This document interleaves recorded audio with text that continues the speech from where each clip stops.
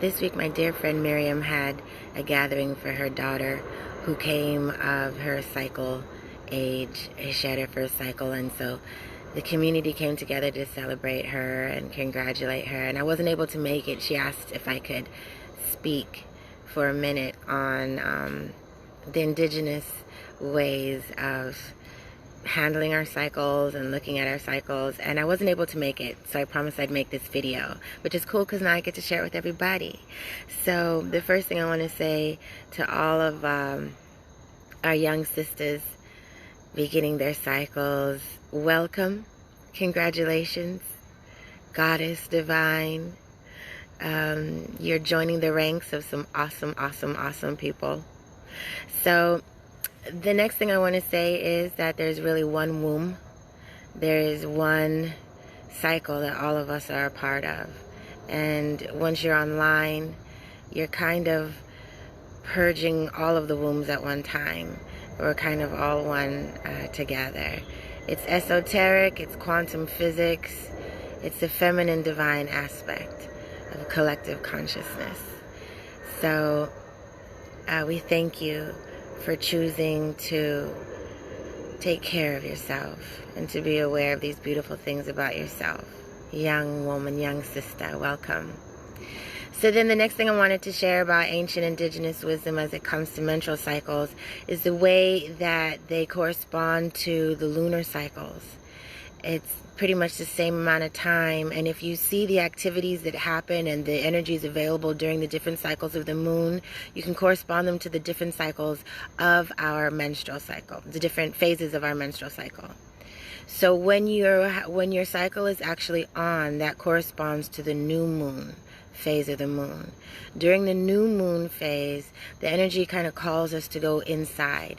It's wonderful for planning, for introspection, for quiet journaling, for releasing and letting go, and just seeing ourselves very quietly. Just good communication with the invisible, divining, seeking guidance from deep within in the spirit guides. Then the week after that is corresponding to the first phase of waxing for the moon.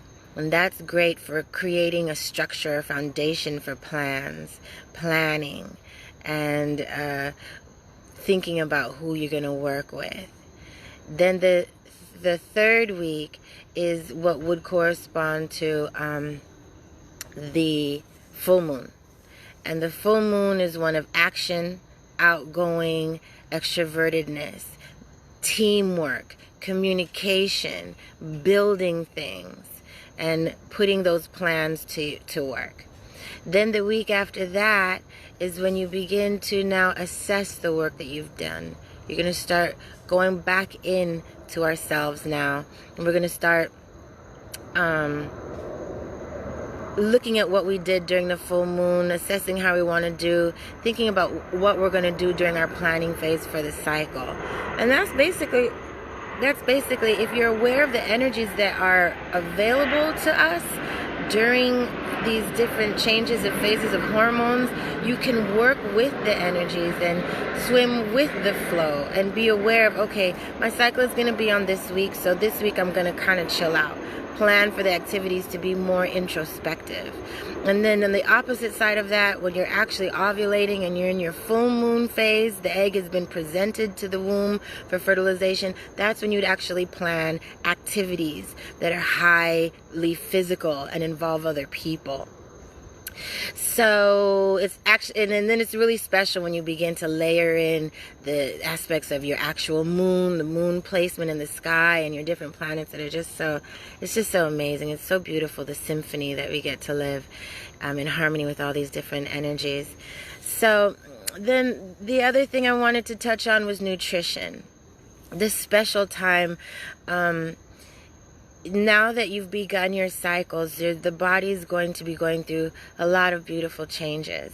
And the best way you can make these changes without a lot of cramping and mood swings has to do with nutrition. We're talking about lots of water, lots of fresh greens in any way that you can, and salads and green juices. You should feel weird if you have a day and you don't have any green juice. And lots of good fats.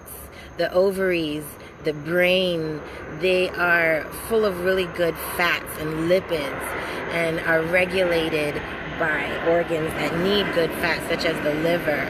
So these good fats would be found in lots of nuts and like olive oil, hemp seed oil, coconut oil. You want to just make sure you have a really good balanced diet, plant-based, with lots of water and lots of good healthy oils.